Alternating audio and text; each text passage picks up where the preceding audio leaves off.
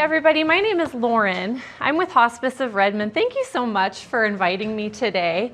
I don't know, can you all see or am I blocking it? Maybe I should pivot this. There you go. Okay, thank you, Josh. I'm here to share with you about Hospice of Redmond in general, and then towards the end I'll go into some more detail about Camp Sunrise specifically, because I know that Kiwanis really values supporting children's organizations. So we have a myriad of other programs besides just hospice, and people don't always know that. And so I'll go into some hospice stuff, and then these are some of our other programs as well. A little bit about me. I'm the Community Engagement Manager at Hospice of Redmond. Jane is my amazing boss, so I'm so glad to be here. I referred hospice for many years working in senior living, and so now I'm on the other side of that, hoping to get referrals and support our nonprofit. So Hospice of Redmond, we are a local nonprofit community-based hospice. We've been in Oregon since 1979. We're one of the first hospices in the state of Oregon. We serve all of Central Oregon, not just Redmond, as our name might suggest. We serve people in Madras, Prineville, Culver, Sisters, Bend, everywhere. And so if you hear, oh, you know, I'm interested in hospice, but I don't live in Redmond, don't worry about that. We serve everybody in Central Oregon, all 3 counties. We have hospice, transitions, which I'll share some more about, Camp Sunrise, Pet Peace of Mind. We have community bereavement services, not just for hospice bereaved, but for anyone in the community, free. And we have special veterans support as well. Everything we offer is free. Pretty cool. So hospice is end-of-life care. Our team makes a difference in the lives of patients and their families by tending to people's unique physical, emotional, spiritual needs. We're supporting people who are at the end of life, so they have to have some kind of prognosis of 6 months or less to live. So we're really serving your terminally ill neighbors, friends, family members all over our region. Our clinical staff uses symptom management and pain control. We create a holistic approach. So it's essentially a medical team now coming into someone's home to support them in all aspects of their medical care. It really means that the patient is no longer needing to go to the nephrologist and their neurologist and then their primary care. We're coming to them and supporting them where they're at. So we have physicians, we have registered nurses, we have social work, we have a chaplain, we have people who can support the family after the patient's death with bereavement support. So like I said, it's holistic support. We're looking at all aspects of dying, not just clinical. And our mission is to provide the highest quality end-of-life care in our region, and we're very proud to do that. Hospice by nature is a free service covered by Medicare and other insurances. However, we're a nonprofit hospice, and that's actually pretty rare. So back in the late 70s when hospice first began, 5% of hospices were for-profit, only 5%. Now 79% of hospices are for-profit. So what that means is that, say our break-even number for us to run our building, for us to get paid, for us just to function, for example, say that number is 20 patients and Medicare is reimbursing for those patients. But that month, maybe we had 30 patients. So all those extra funds, we don't pocket them, we pour them into the community that we serve. So it's all very hyper-local, and all of our programs are free because we're a nonprofit. So more and more for-profit hospices are coming into our region. I'm just so proud to represent us and what we do, because people don't know. It's confusing and people just don't realize. Some common hospice myths. People often think it's a place. Our location on 23rd and Highland, we're not a hospice house. People think it is because it kind of looks like one, but it's an administrative building and our team comes and goes. So we serve patients wherever they call home. That might be like a memory care. That might be a trailer or a single family home down the road or an assisted living. We go wherever they call home. People think patients can only be on hospice for 6 months and then it's like they've used their quota or something. That's not true. As long as we can recertify people and they continue to be appropriate for the service, they can remain on service for many years. I even have a friend whose mom was on a hospice in the Valley, but for 4 years. I mean, that's incredible. And it's free and it's added support in her home. So yeah, it's a myth that they can be on for only 6 months. People think patients need to wait for their doctor to refer hospice. That's not true. Anyone can refer it. Of course, we'll make sure the patient and family is on board to receive the service. We're not just going to sign people up. But if you have a neighbor or a friend who might use some help, you could always call. We'll connect with their physician as needed. People think it's only for the last few days or weeks. That's not true either, as I talked about my friend's mom. You know, I think when people wait a really long time and then call at the last minute, it's a missed opportunity. Studies actually have shown that people can live longer if they come onto service earlier because their pain is managed and because they're getting more care. So it's pretty amazing. People think hospice is like 24-hour care around the clock all the time. That's not true. There are some instances, rare instances, where that could be true, but for the most part, we don't replace caregiving. So we work with home care agencies. It's like, say, you know somebody who needs help going to the bathroom every single time they need to go to the bathroom. Well, we can't be there for every single time. We can work with a home care company to help with that. People think it's expensive. It's not. Again, it's covered by insurance. And then people think that hospice hastens death. That's not true either. The illness will take its normal course. And so the pain management with, like, say, morphine doesn't hasten death at all. It actually, like I said, it can help people be more comfortable for longer. So now I'm going to share about transitions, moving on. Transitions is one of our many other programs. It's a free non-medical program for anybody with some kind of serious illness. They don't need to qualify for hospice. They don't need to even be close to needing hospice. They do need some kind of serious illness, and that illness would be life-limiting, you know, in the end. But it's free case management and resource support. And so it's really great for people who maybe they have some kind of illness and their kids don't know how to help them and they don't know what resources are out there. We can bring people medical equipment. We can call veteran service officers for veterans who don't realize they have benefits and funds that they don't even know they have access to. We can set people up with Meals on Wheels. It's all very much tailored to the client, so it's kind of hard to describe what transitions is because it's so much. For example, our transitions coordinator will go and she'll read mail to a blind client who can't do that for herself. So again, it's free, and if you know somebody with a serious illness, we're here to help. Pet Peace of Mind is a national program. We're a part of it. We're the only hospice in Central Oregon that's a part of it. And it's basically a program that ensures hospice patients who can no longer care for their dog or cat have somebody who can not only care for their animal as they're dying, but also we can assist with rehoming their animal following their death so they don't need to part with their pet while they're dying. As we all know, animals can be a huge impact on our joy and our mental health, so it's pretty cool. And we have volunteers that help with that. Couple more, veteran-focused programs. So we're really proud to have a level 4 We Honor Veterans certification. We're working on a level 5. That basically just means that we make a really concerted effort to honor our veterans locally. We do things like taps at our property. We have a wall of honor that's pretty amazing. Veterans pinning ceremonies. We will pin a hospice patient's lapel if they're a veteran and they want that. Somebody in uniform, ideally from their same branch of service, will come into their home, salute them. We present a certificate and a quilt, and it can be a very moving, pretty special experience for that patient. We also fund the Senior Center's Veterans Lunch, and we like to do special events.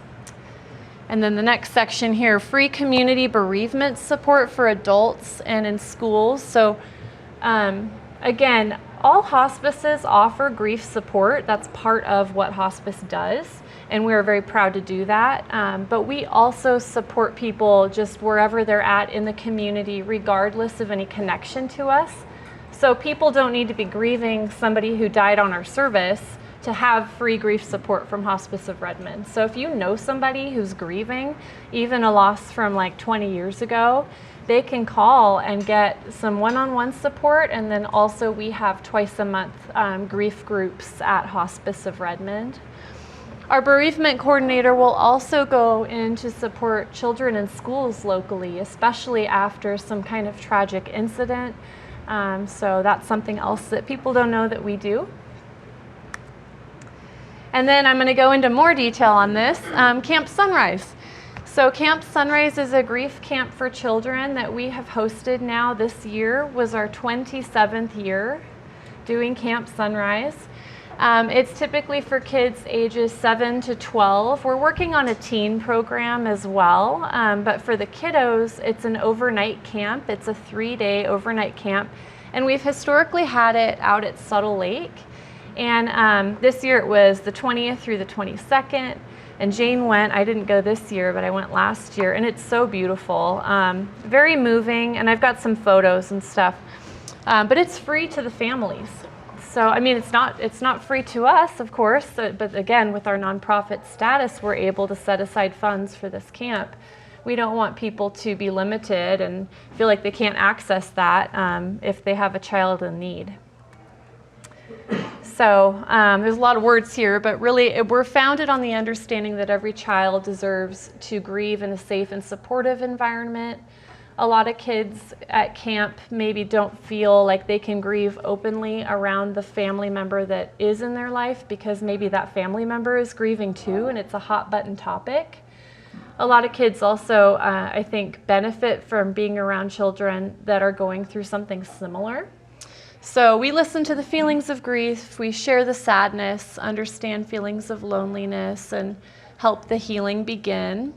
We have really high counselor to kid ratios and a lot of volunteers to put on camp. So if you're ever interested in volunteering, it's pretty incredible. And here are some photos. We try to not show faces. All the kids get a quilt when they show up to camp, and those are donated to us. And some of the quilts are like sports quilts and rainbow quilts, and they pick what they like. They all get a bear. We often have dogs at camp as well, just because some kids don't want to talk, but they'll hug a dog. Some of our volunteers, and these are the power sticks that the kids make. They're meant to represent like the power of love, and so on one of the days they make these power sticks, and there's all these little tokens and trinkets, and they decide how they want to decorate their power stick in memory of the person they lost. And then towards the end of camp, they present it to the group if they want to, and share with the group about their mom or whomever, and they kind of talk about their loved one with the stick. This is one of our nurses, JR. Here's some more pictures, making power sticks, a lot of crafts, a lot of music therapy as well, a lot of singing. It's also fun. It's not just heavy. It's both, but it's fun for the kids too.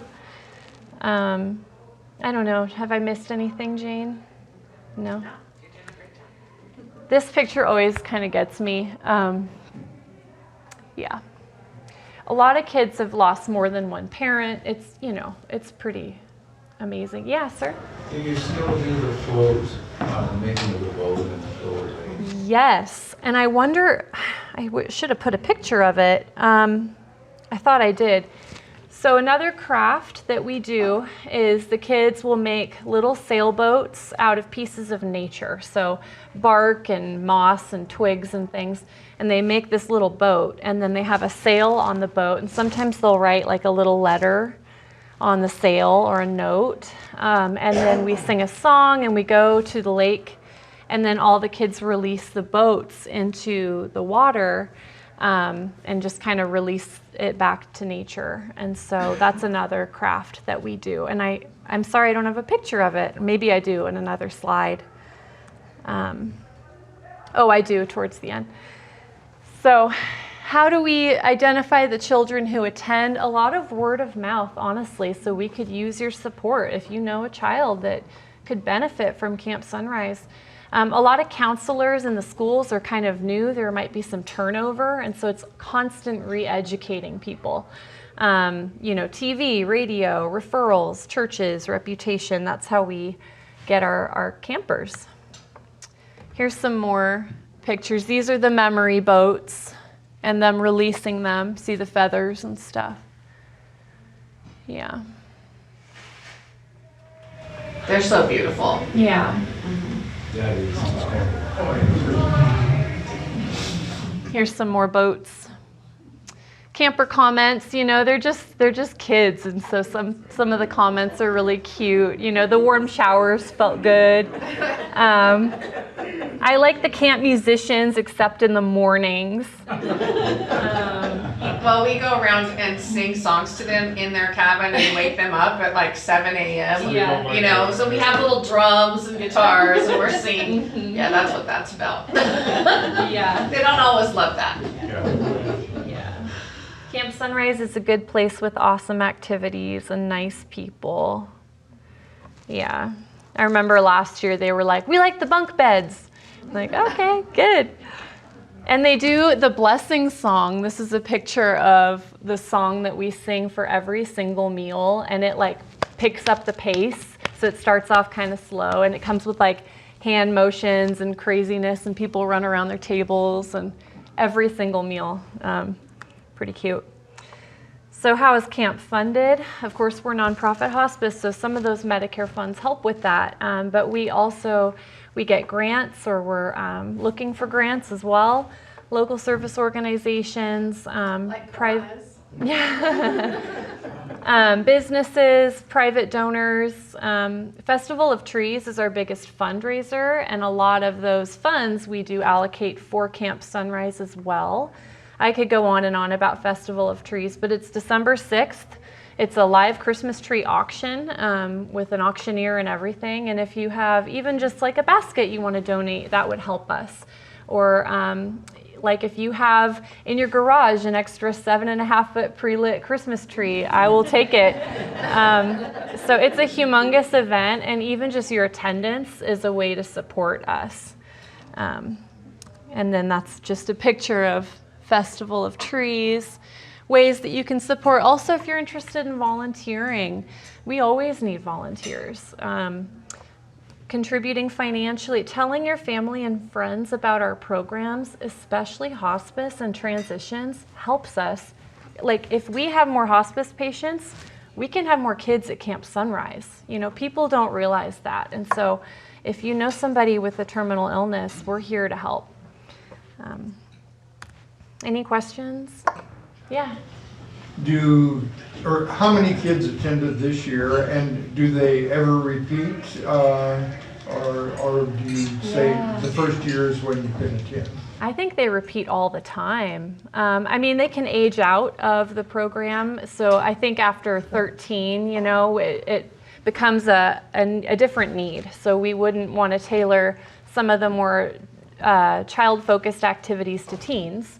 But we have kids come back all the time. I know there were a couple repeat campers when I went. It looked like this year we had some repeat campers. And because they had, some of the kids had additional losses, and so they came back. So we had kids this year that had lost both of their parents, which is unimaginable to me. And then we had kids that were also houseless as well this year. So it's really. It's such a big deal to be able to offer this for them. And we had 19 kids this year. 19 this year. I know in the past we've had up to 40, and so a part of it's getting the word out, because there's probably a lot more than 19 grieving children in our region. So part of it dropped off after COVID, and so we're getting back. Yeah. Other questions? Great, thank you. Oh, yeah. So, how does the person that has been referred to hospice, if they also have long-term care insurance, is there some connection with how that works? I'm looking at Jane. I don't think so. You know, with long-term care insurance, like if they're living in a senior community, sometimes that insurance can offset the cost for care in a senior community. But with hospice being fully covered by Medicare, it wouldn't really be a factor. Right, Jane? Right, Medicare eligible. Yeah, it helps out with caregiving if that's in your policy, and then Yeah. also, Yeah. it covers more of the housing part of it. Right. Yeah. Yeah. Any other questions? All right. Thank you. Lauren? Yep, we're not done yet. That's a big stop sign. Sorry. Thank you. There's a Thank little you. gift for you. Oh, and cool. You get your picture taken. You're one of the taller ones, too. Yep. All right. Thanks. Thank you so much for stepping in today. I really appreciate it. All right, guys. Great job.